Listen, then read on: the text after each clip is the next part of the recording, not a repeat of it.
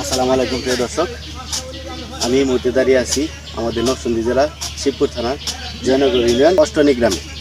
তো দেখতেছেন এখানে রামবুটান চারার যত্ন করা হচ্ছে, নিড়ি দেওয়া হচ্ছে। তো কথা বলবো আমাদের এই বাগানের যে কাজ করে ওনার সাথে। আসসালামু আলাইকুম ভাই। ওয়ালাইকুম আসসালাম। এদিকে আসেন। কেমন আছেন আপনি? ভালোই তো। আচ্ছা, এই বাগানের মালিকের নাম কি?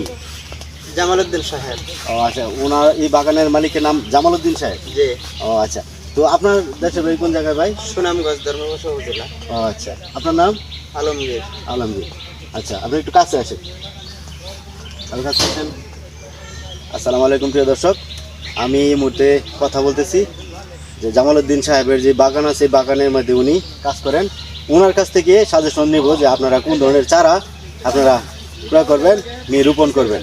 আচ্ছা ভাই, তো অনেকে তো চারা কিনতে চায়, কলমের চারা সবচেয়ে ভালো নাকি ওই বাগান করার জন্য বিচির চারা ভালো? বাগান করার জন্য ভাই বিসি চারা 1 নাম্বার। বাগান করার জন্য বিসি চারা বেশি দিনের যারা প্রয়োজনে মানে যতদিন গাছ আছে ততদিন পর্যন্ত বাগানে মনে করে বিসি চারাটার ফল আসবে। আচ্ছা, আর কলমের চারাটা মনে করেন হঠাৎ করে মনে করে বেশি দিন 10-15 বছর বয়সের মাধ্যমে নাও থাকতে পারে।